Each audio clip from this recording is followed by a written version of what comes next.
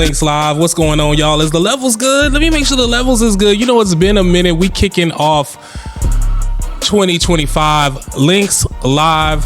I'm your host, Dame LYNX. Remember, love yourself, no exceptions. And I'm back with another hot episode for y'all. I'm excited to be here. I know it's been a minute. You know, I always take an extended holiday break, kind of similar to like what my girl Nicki Minaj does around her birthday. You know, her birthday's December 4th, and then she disappears for like a couple months.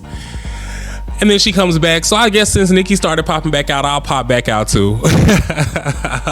But no, seriously, I'm feeling good. I'm back. I'm ready to get into some things tonight. You know, my 2025 is starting off really great. And I couldn't be way more blessed. Just the way things are going and how things are picking back up. I'm just excited to be in this space, in this new area. Y'all know I moved to the DMV almost 2 years ago. And it's funny how much can change in a year. So look, I am just excited to be back kicking with y'all tonight. You know, we definitely going to get into some things real quick so that you can stay up to date with episodes of LYNX Live. Make sure you are subscribed to my SoundCloud. Run on over to SoundCloud and also YouTube while you're at it. Type in DAME LYNX and hit subscribe. That way you can stay up to date with the episodes, on my content. I've got mixes out there, you know, just all my stuff. Make sure you're keeping up with me, and I want you guys to be able to, you know, support. If nothing else, just support.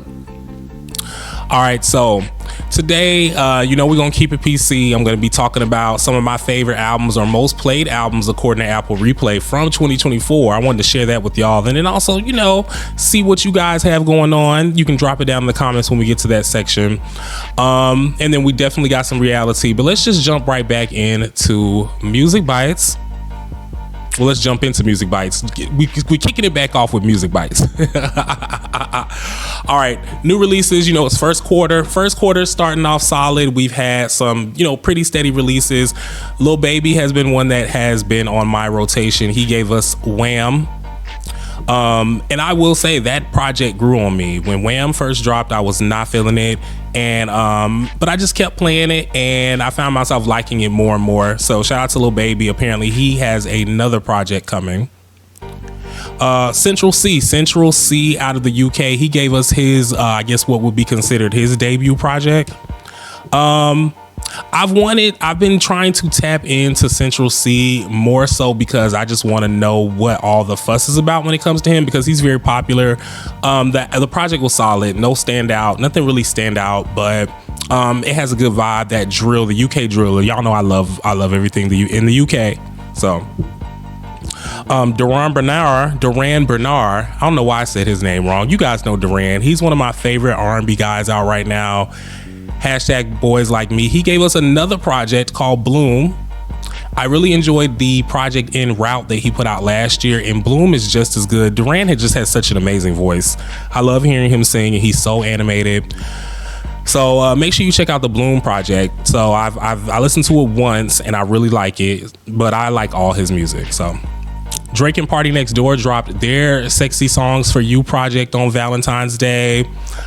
I will say the same thing about that. I'm going to compare it to the Lil Baby project and say that I'm not, you know, thoroughly impressed. I haven't had it on repeat like I normally would have a Drake project, but it's not bad. It sounds like you would expect a Drake and Party Next Door project to sound like. So, and then we did have a couple singles come out that I'm liking. Rema.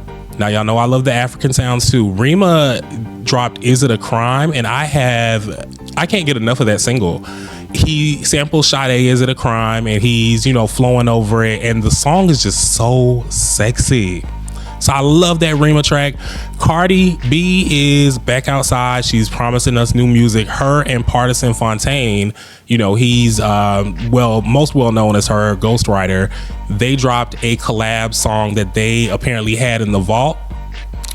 And I ain't gonna lie, I like the Cardi single. Or I don't know if it's a single. I think it's just something to kind of keeping Cardi buzzing, because I feel like eventually, hopefully soon, we're going to be finally getting her sophomore album. But hearing this record just let me know why I like Cardi B. because for the longest, female rap only had one dominant voice that we could hear primarily, and Cardi B really gave us something different to listen to.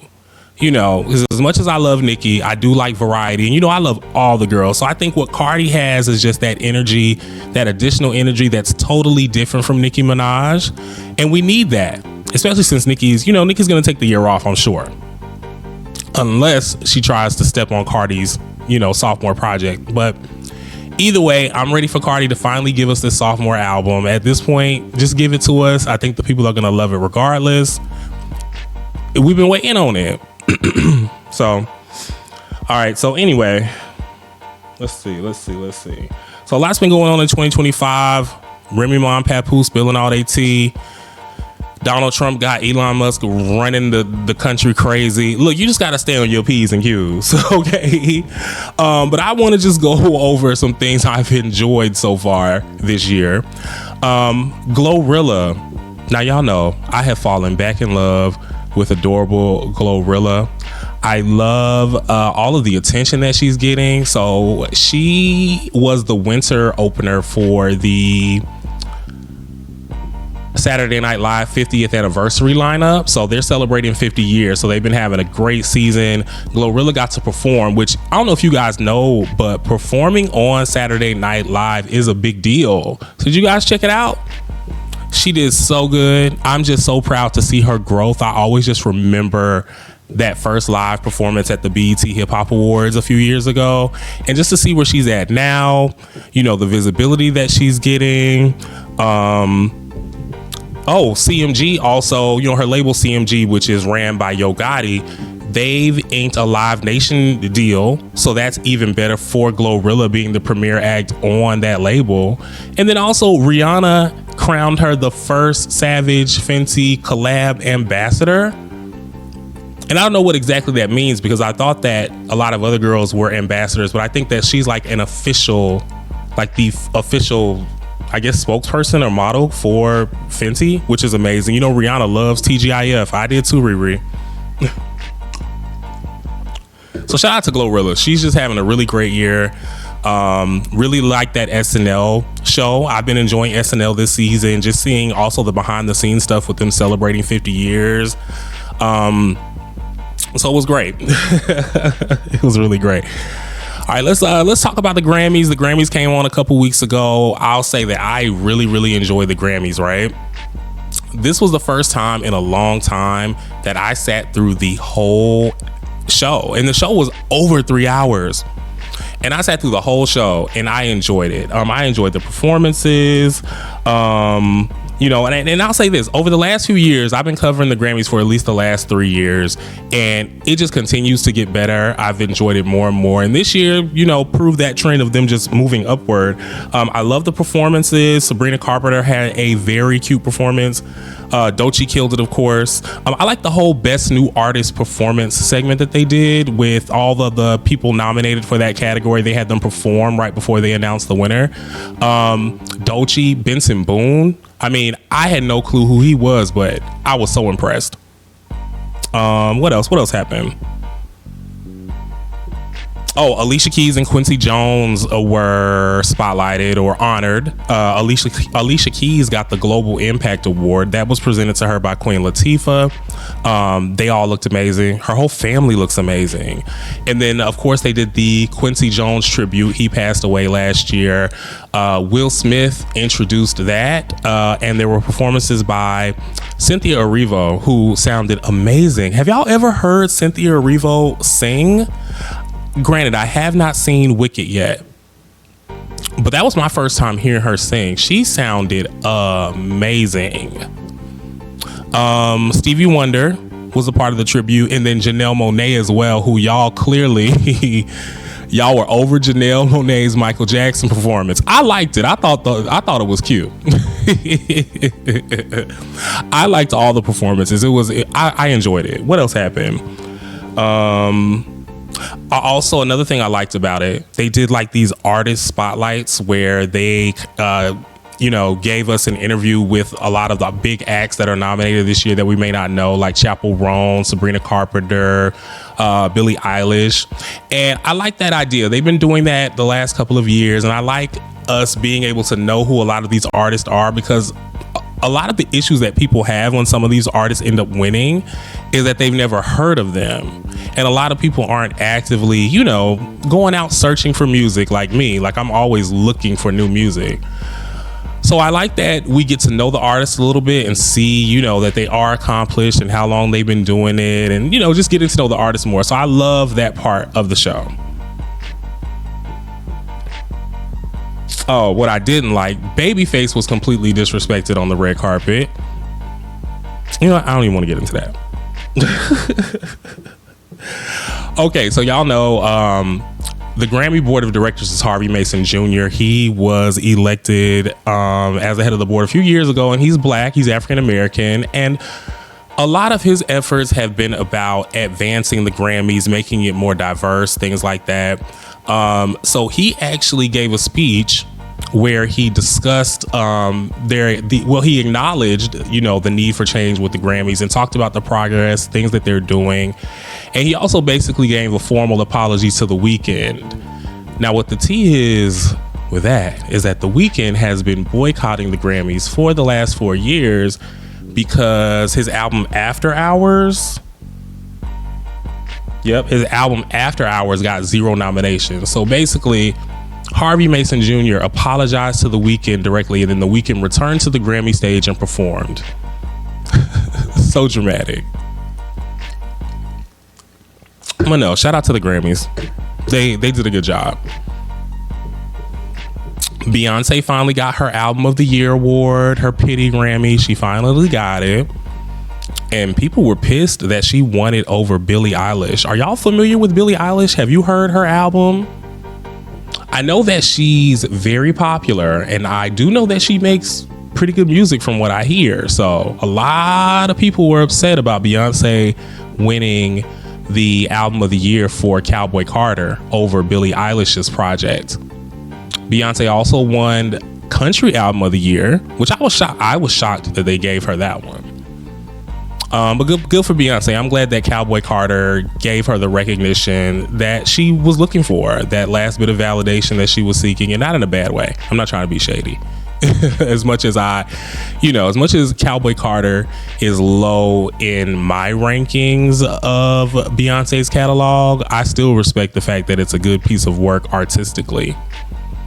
So she announced the Cowboy Carter tour. She's doing a few dates around the US, I think in Europe as well. Just a few dates. I saw a lot of people pissed because of the ticket prices, of course, but also a lot of people saying that they shouldn't have to be number 650,000 in line to get a pre-sale code when all y'all said y'all didn't like Cowboy Carter. And what I say to that is, just because we don't like Cowboy Carter does not mean that we don't like Beyonce. Let me know what you think, though. Let me know if you're going to see Cowboy Carter. Let me know if you even liked the Cowboy Carter album. What are some songs that you like on there? Doechii got her flowers. Doechii got Rap Album of the Year. Doechii's on fire. Her album Denial is a River is really become a cult classic, a fan favorite. It's not my particular style, but once again, I recognize that it's good music, and Doechii is very talented. So I like that she's getting the recognition and she's getting the respect that she's due, because she is a great artist. Cardi B presented the Album of the Year award to her, which Cardi B is the only other female, or the second female, to win that award for Album of the Year. So it made sense that Cardi would come out and present that award to Doechii. And Cardi, you looked great. You looked amazing. I ain't even gonna hold you. Cardi looked like a snack. Okay. But shout out to Cardi, shout out to Doechii. Kendrick won 5 Grammys for Not Like Us. And I can't say that I'm surprised, because as much as it is a Drake diss, it's still a really good song. Still a really good song. He won for Song of the Year and Record of the Year, which is crazy. But shout out to Kendrick. I'm gonna leave that right where it is. But that's right ahead of the Super Bowl halftime show. So you guys know Kendrick Lamar got the halftime show this year. The Super Bowl has aired, and people are still up in arms about his performance. And it's been over a week since the Super Bowl happened, and people are still debating on whether or not this is a good project. Sorry, no, whether or not the halftime show was a good halftime show. I'm trying to throw a little shade in there at GNX, but I can't, because it is a good project. Nonetheless, Super Bowl halftime show has a lot of people torn. A lot of people did not like it. A lot of people loved it. Some people had an issue with the messaging. For me, my main issue was the set list, right? Like, when I think Super Bowl, based on just my evaluation of what I want the Super Bowl halftime show to give me, is I want hits, I want fun, I want a show. And he gave us a show, but for me, I didn't like the track list. I didn't like the set list. I think that Kendrick has a lot of great hits, and we wanted to hear them. But I also can respect the fact that he decided to go the socio-political route, because now that I've removed the fact that it's a halftime show performance and I rewatched the performance, it was a great performance visually, and it has a lot of replay value, right? And so it was shot so well. They used the field really well. The camera angles were perfect, and the set list made more sense once I got over the fact that it was supposed to be a halftime show. So really great performance for Kendrick. He chose to use his moment to make history. And I gotta admit, I was wrong initially. But no, he chose to use his moment to make history, because when we look back on 2025 and how crazy this year is going politically and government wise and just the way it's going, they will mention this performance. So shout out to Kendrick. Let me know what you guys think. Did you like the show or did you not like the show? And what didn't you like about it? Let me know down in the comments. Look, that's it for Music Bites. We about to get into some more music, and we'll be right back with some reality. So make sure you grab your drinks.